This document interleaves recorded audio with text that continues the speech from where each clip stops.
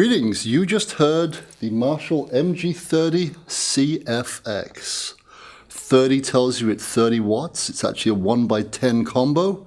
CF tells you it's covered with this fine faux carbon fiber covering vinyl. And what does the X tell you? It has an analog signal path with digital effects and the digital memory, hence the name digital brain. It has 4 channels. Let's take a quick look. We see a light here that's green. Above this light it says clean crunch. Green is clean and it rhymes. Red is crunch and it doesn't rhyme. Next button, OD1 and OD2 above it. Red is OD2, green is OD1. So there are my 4 channels. So let's quickly go from left to right and explore the fine controls on this beautiful silver front panel. First and foremost, input. This is where you plug your guitar. Gain control. That's for the degree of dirt or gain on your crunch, OD1 and OD2 channels. And how loud, and maybe a little bit of grit on your clean if you so wish. Then we've got 3 controls that every amp has: bass, middle, and treble. Next is reverb. This gives you a choice of 2 types of reverb, spring and studio. Spring is a good old-fashioned spring reverb found in the good old amps of yesteryear. Studio would be emulation of a plate using digital technology. This has something called IPE. It's called Integrated Parameter Editing. What this basically is a smart way of saying there are 264 presets of various reverb lengths and decays split throughout the 2, studio and spring.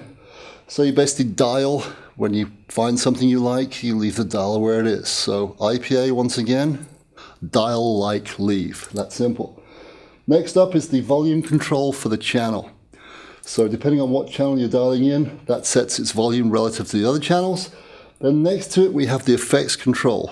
It has a section for chorus, a section for flange, a section for phase, a section for delay, and very last, when you dial all the way clockwise, octave. It gives you a note an octave below the one you're playing.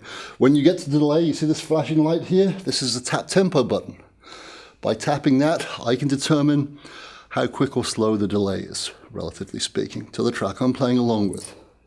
And then last but by no means least, we have the master control. Once you've programmed all 4 channels, that predetermines the overall sound of the amp. This is the input for an MP3 player, so that's how I just played along with the backing track. I used my fine iPod, thank you Mr. Jobs. And next to it, a headphone output. And thanks to the headphone output, you can play along with the backing track using the MP3 input. Let me show you how easy this amp is to program. Let's go to clean. This is on the preset which has got chorus. That sounds pretty cool, but I want to put some more mids in there, so I'm going to dial the mids. And as you can see now, the green light has gone from solid to flashing. That's telling me I've changed something in the pre-program. I've changed the parameter. I'm going to change the reverb. Let's see. Yeah. Let's dial from chorus into phase.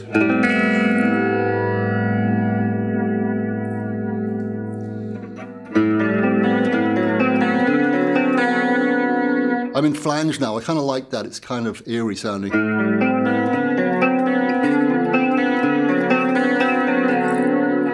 To store that, I press, wait for it, the button marked store.